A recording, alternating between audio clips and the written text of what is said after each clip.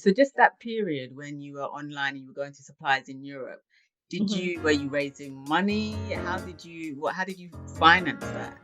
I didn't. I mean, I literally was living from hand to mouth. I would go to trade shows. There's a big trade show in Cologne, Germany, every year, and I would go there, buy the cheapest ticket I could buy. I even remember taking the night bus to get me to Liverpool Street station to get me to Stansted Airport on time to catch, was it like a 5 or 6 crazy o'clock flight to Cologne.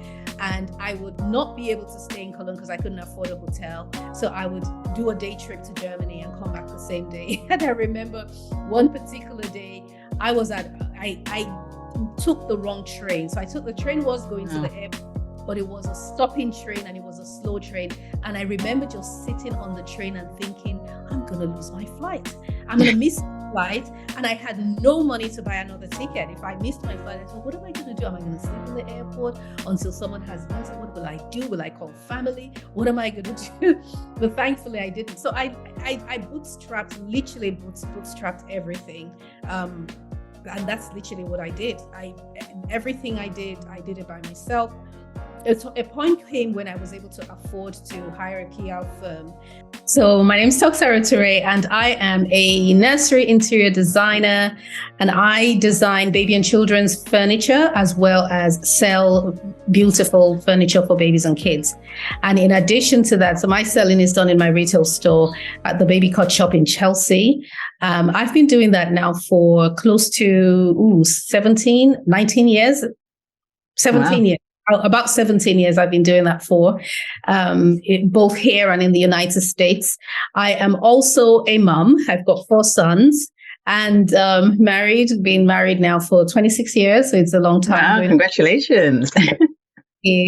And what else do I do? I'm passionate about seeing people use their natural gifts to excel. So I've also got a podcast on mindset, faith, and entrepreneurship. But in addition to that, I do courses on mindset. So a lot of mindset coaching and mentoring and training. Anything to Okay. do with mind, I'm passionate about, because that's the beginning. That's where everything starts. It all starts in the mind.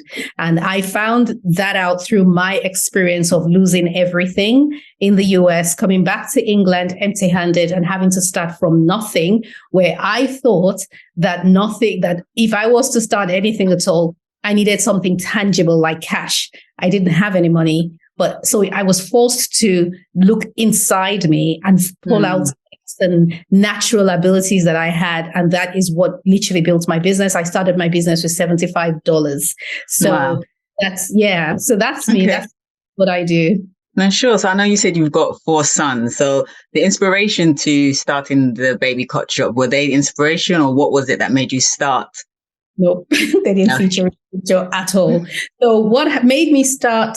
So my background was in the pharmaceutical industry. I was a medical rep, worked for a pharmaceutical company for years while my kids were little. And then one day my husband comes back from work and says, why don't we move to the United States? And I was like, yeah, let's go. So we sold our home and we packed our 3 boys. We had 3 sons at the time, and moved to Atlanta, and then I purchased a baby furniture store, luxury baby furniture store, which was my introduction to this whole beautiful world of baby furnishings. And then backed it up with my interest, and I had started an interior design firm before I left, but only ran it for a few months. And so I merged the two together and began to sell the two. And so when I came back to England, having lost everything, and looked around and saw that there really was nothing like what we had in the US. Mm-hmm. And so I started to research the market, and the Baby Cot Shop was born. At the time, it was called Pumpkin Patch Interiors after my US company, but it So was pumpkin patch.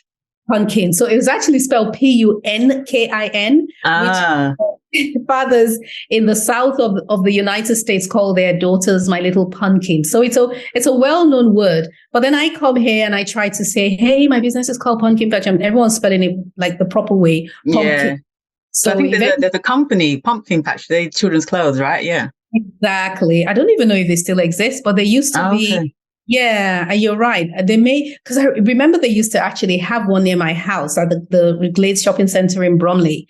And I even bought clothes for the kids, but that was spelled pumpkin. And I didn't feel like there was any risk of confusion because they sold clothes and I sold furniture. But in the end, I had to change the name anyway because nobody could correctly spell our email address. No one could spell our website. Oh, gosh. Really not good for business. No, not good for business at all. So, yeah. Okay. So if we just go back a bit, because I know, so I mean, as a copywriter, I do copywriting for lots of small businesses, and even just speaking to business owners, especially small business owners, they always struggle with either getting funding to start their business or getting funding, whether it's, equity investment or venture capitalist funding or grants, just getting that to further push their business along. So you said you lost everything in the States. Well, you went to the States, you started your business with $75, but then you lost everything. Can you just talk me through that whole process? What happened there? How come you lost everything and starting with just $75? Sure. So I actually started the UK arm with $75. So the story was that I had worked as a medical rep with a pharmaceutical company, hated the job completely, but I did it anyway because it paid well. And I had my first son, second son, and I think I'd had my third, and I was going back to work after maternity leave, and I wanted to work part-time, and they wouldn't give me the hours that were suitable as a new mom. And I happened to be reading a book at the exact time I got the email from them where they turned down my request. And someone had written in and asked the author, how do I know what my gift is? And the author replied, your gift is that thing you do so effortlessly that everyone thinks it's a big deal except you. And I thought, what do I do effortlessly? Interior design. Everyone loved my home. I just had a knack for it. I had a knack for interiors. I loved interiors. I was always in IKEA. I was always at Home Base. And I thought, hey, I'm going to do interior design. But I skipped a bit. I was at university. So before the medical rep stint, I was at uni studying pharmacology. My real passion was the human body, and I wanted to study medicine, but I didn't score high enough grades in A levels to go into medical school. So the plan was go and do pharmacology, which is about drug interaction with the body, and then afterwards you can do a medical degree. That was my plan. Yeah. I mean, I did biomedical sciences, so it's like similar field. Yeah. Oh, very similar, exactly. And so I did. Where did you study? Where did you do your work? In Manchester University. Oh, really? Yeah. I was in Hatfield, and I absolutely loved it. I loved my course. I enjoyed. Where are you, Hatfield? Yeah. Hatfield. Oh, okay. Yeah. So I loved my course so much, but then I got married in my second year and became obsessed with my apartment. And that's where the trouble started. That's where I discovered that I had a love and a knack for interiors, and I had no money to decorate our apartment. So I'd head to B&Q and buy rolls of end-of-line wallpaper and then go home and roll it out across the corridor into the bedroom and into the sitting room, because luckily they were all aligned. The doors were all aligned. And I'll get a knife and I'll cut all the way to make borders for the living room. And I'd buy a big pot of white paint and buy dye and mix it and get different colors so I could have the rooms painted differently, because I couldn't afford a color paint. It was more expensive. Right. Okay. I did a lot of experimenting and I enjoyed it. And so one day I had to admit to myself that I had dropped out of university because I was spending less time in human physiology and more time at Home Base and B&Q. So you know what? I think I've dropped out. But that's okay. It's okay because I love what I'm doing. I wasn't making money, but I was just, spending my poor new husband's little money that he had, just, using it all up for the house. And then I then decided to do an interior design course, because after reading that book, and they said, your gift is that thing you do so easily. Everyone thinks except you. I thought, everyone loves my home. Maybe that's my gift. Maybe I'm a gifted interior designer. So I went and I enrolled on a couple of design courses and studied interior design. Okay. And then so you actually dropped out of pharmacology then? I dropped out of pharmacology. And how did your Nigerian parents take that? No, I didn't tell. My Nigerian parents live in Nigeria. They've always done so. Thankfully, they were totally oblivious to the shenanigans I was getting up to. And I was not about to inform them about what I was doing. So I was just like, how's school? Oh, school's going well. And they knew I got married. So my mom was at my wedding, and I got married in my second year. So her concern was, you must finish, you must get your degree. I'm like, yeah, of course I will. Of course I will. I should say to my husband, she must get her degree. And he's like, of course, Mom. I'm like, why wouldn't I?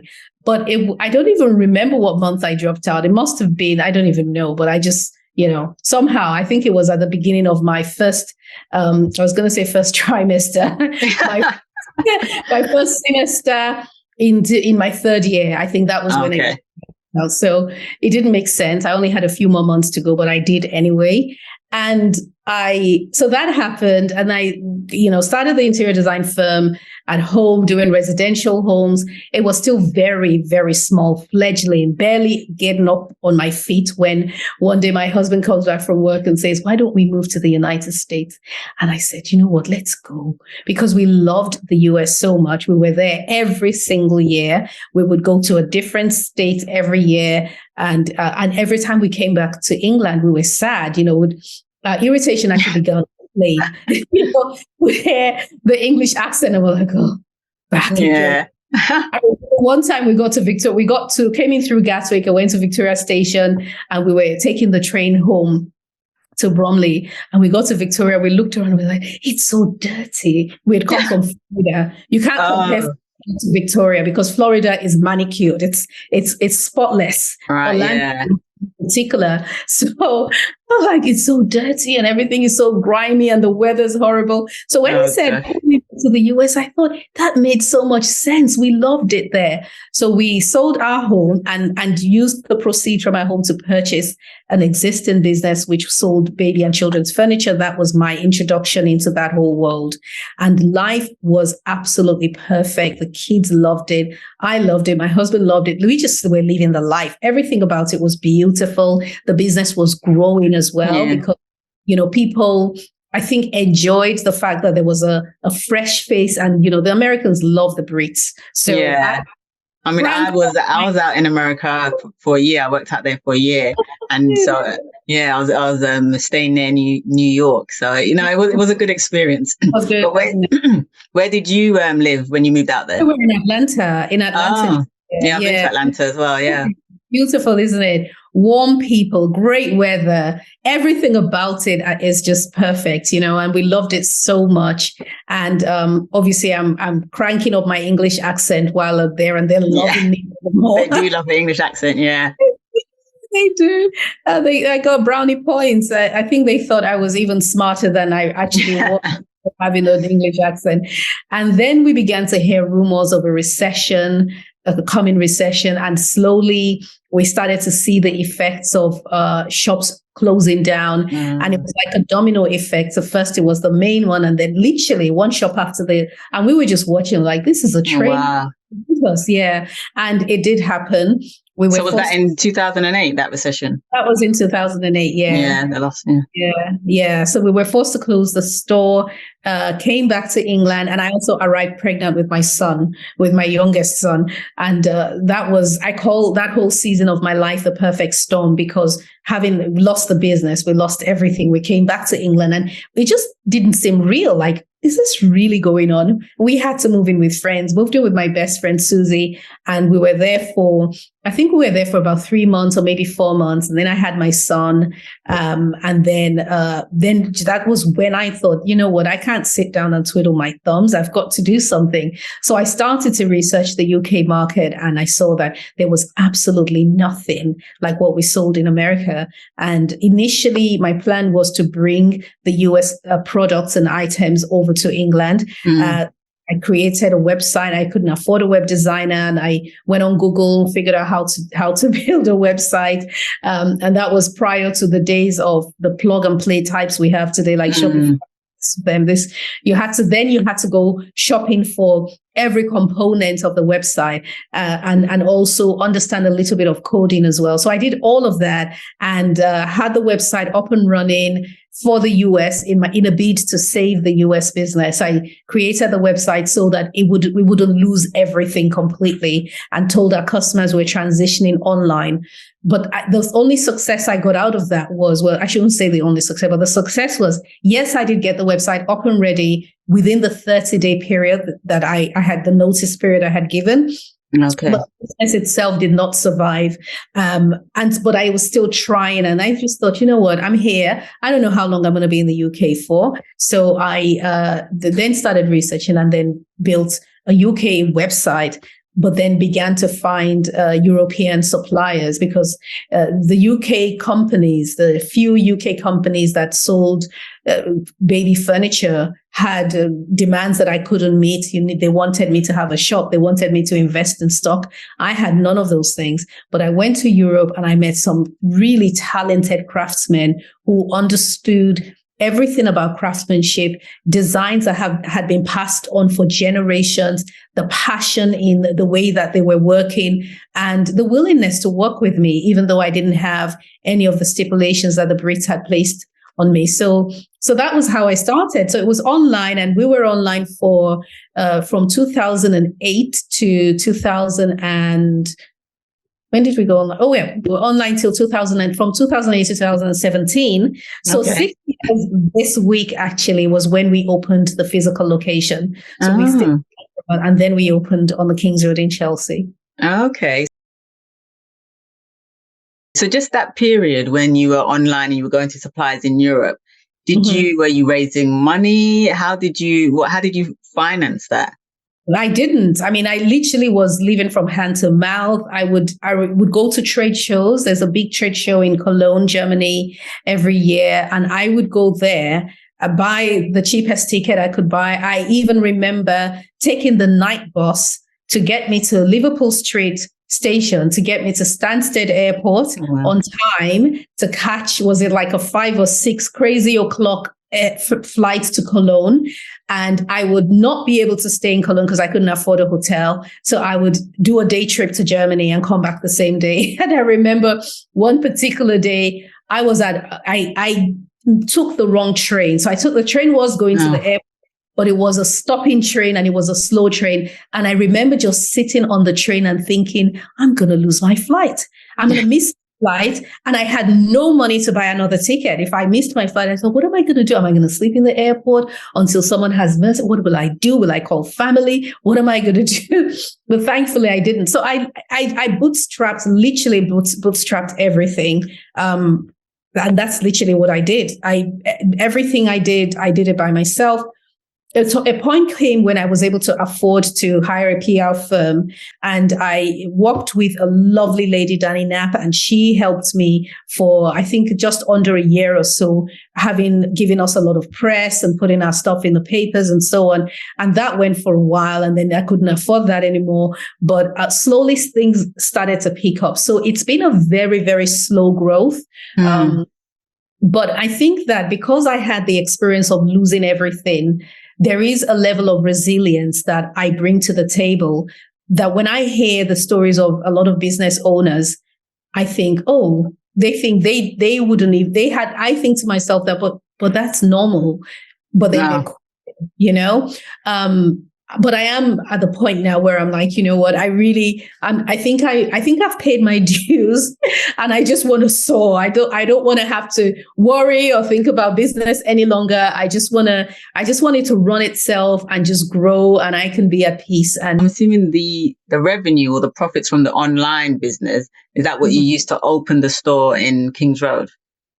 Not really. So a little bit of that, but not that much, because it wasn't, even at the time we opened the shop on Kings Road, it wasn't like it was turning over that much money to warrant opening the shop. So I took a small loan from a company that is actually a charity that supports businesses in the creative industry. So I took a small loan of 25K, which really helped me, which I think that God used my personality, because if I had read all of the small print on renting my space and all of that, I probably would have chickened out. But I sort of just jumped right in like I typically do. Like I get excited at the start and like, oh, don't worry. And I miss the details sometimes. I missed some details which served me, because if I had seen all of the little details, I may have been too scared to jump in. But it was still a very scary move. So I took a loan. I took a loan of 25K. And what was the name of that charity? It was called Creative. I can't remember. Unfortunately, They closed down. Okay. Yeah, they got all their money back though. I paid every penny back, but they did close that during the pandemic. And I don't remember the name, but I can find out for you. But I don't think they don't exist anymore. Yeah, that's fine.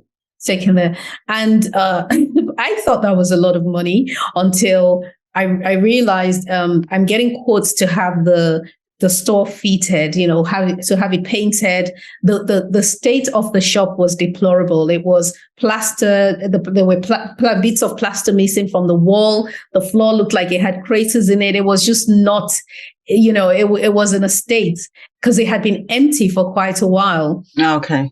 I'm now going around and I'm calling decorators and I'm getting quotes like £13,000. And I'm like, what? How? And I imagined myself, I said, at the rate at which we're going, I'm going to have a paint party, get all my friends to come in and we're going to have to paint this place. Oh, paint party. Haven't heard that before. It didn't look like it was going to happen. But eventually I found a really nice guy who did the painting for me. And the plastering and everything, him and his friends, they came in and they did it. They're professional painters, but they all came and they charged, I don't remember his name, it was a lovely guy. He charged me, I don't think I paid more than £3,000 to £5,000 to get that done. Then my other big thing was I must have carpet. I don't want wood flooring, because I had done a stint at Fortnum and Mason a few years prior, done like a short working period with them. And I learned about the history of the company. And I came to understand how branding worked and all of that. And when you walk into Fortnum and Mason's, they engage your five senses. So the sense of touch is felt from feet because you feel the soft plush carpet. There is the smell of biscuits and tea and everything in the air. There is the sight of the brightly colored tins and all of that. And they've, of course, got the music playing and the milling around and all that. And you can practically taste all of the stuff, the goodness that's there. So I thought, I'm going to do exactly the same thing. I must have a carpet. And everyone kept saying, it doesn't make sense. No one has carpets in a retail store. And I thought, no, I wanted to, because I also wanted to recreate the feeling of being in the womb, like walking in and just feeling that you've come away from the noise of the King's Road and the busyness of the high street, and you've come into this serene, calm space. And that is exactly the atmosphere that I was able to create. And when people come in, even now, they say, it's so relaxing in here. And I love to hear that. Yeah, no, that's great. And just what you said about Fortnum and Mason, triggering the five senses. Never thought of that, but that's, very, very interesting. Good marketing ploy. Yeah. So since 2016, when you opened the store up until now, have you used any other sources of funding to keep the business going, or how has that journey been? Because we had the pandemic as well. So just the government gave out loans, the business loans and support over the pandemic, and I took every single one of them. But that's pretty much been it. I haven't taken anything else besides that. Just, I guess, again, maybe because of my history of having lost everything, the feeling of not knowing what's around the corner and all of that has affected me in some ways. However, in saying that, I am definitely looking to expand way beyond where we are, and I'm having to look externally now. So I'm on that journey now. I'm finally on that journey of raising funding. Okay. And if you don't mind saying, what types of funding are you looking for? I'm looking at both options, either grants I'm definitely looking at, but because that's not guaranteed, my third option is investment. It's not my first choice, but that would be my third option, my third choice. And then probably going to just look at raising a loan instead. Right. Okay. Yeah, because I'm very confident in the direction that the business is going, and I'm very confident that we can actually scale and grow beyond where we are to, great numbers. So my hope is that I'm able to stay focused and get that done and not be distracted along the way. Sure. And so what would you say is the biggest financial business learning you've made, or mistake or learning that you've made since, 2008, since you started the company? Pricing.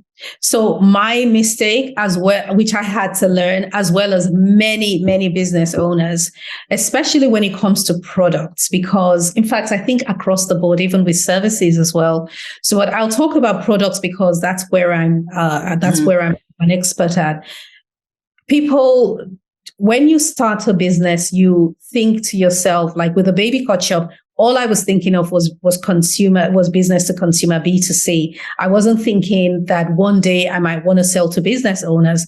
And so in a case like that, the pricing, when you start, a lot of times is conducive for the consumer market, and that's okay. But if things change or you start to see opportunities to sell to businesses, it becomes difficult because there is no margin for you there. Like, what are you going to then do? Are you going to split the margin, the profit between you and the other business? And it's not worth it.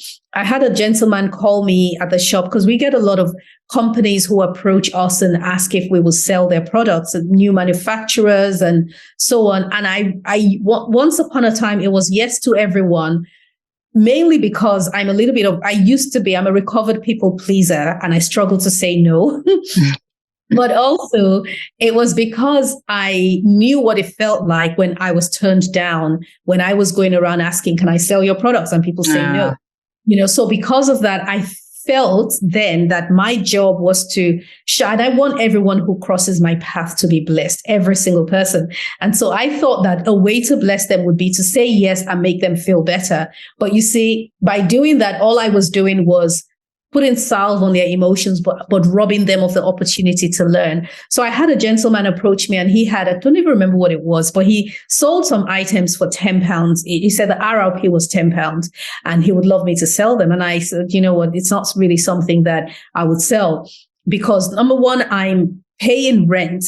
So every square foot of that shop is very expensive and there is nothing that's worth £10 that's going to pay the rent. Like it just doesn't exist. That's number one.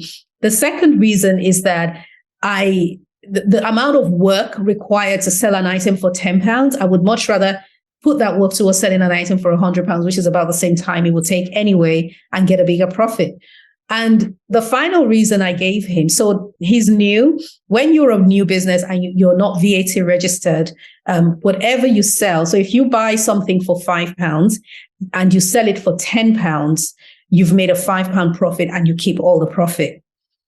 But if you're VAT registered, which you should be, hopefully, as you grow. And I say you should be because that is the trajectory of growth. You get to a threshold. You should grow to a point, aim to get to a point where you start paying VAT.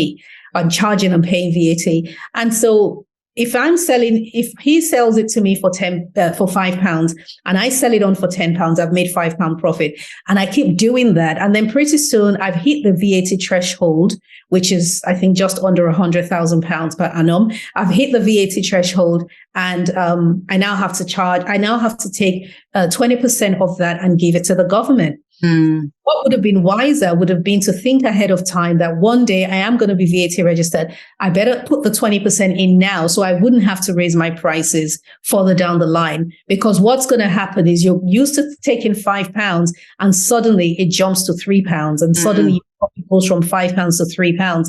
And so that's one area people struggle with a lot is in the pricing, is not thinking ahead what happens when I become VAT registered, and then what if this product I'm selling becomes so popular that other businesses also want to sell them and I need to sell it to them. How much am I going to sell it to them for? I can't take something that I'm buying for £5 and sell it to you for, how much am I going to sell it to you for? Like, what would you, so pricing, I think, is the biggest area that small businesses, at least the ones I've come across, tend to make a mistake because there's just not enough on there. And then we have talked about overheads. In my case, where I've got a shop and I've got staffing and all of that, that's, so there is a lot, there's a lot of calculation that needs to go into the pricing, especially where retail is concerned. Yeah, no, definitely. That's a very good lesson on the pricing and factoring in that VAT as well. So no, that's a good lesson that you've learned also. And thanks for sharing that too.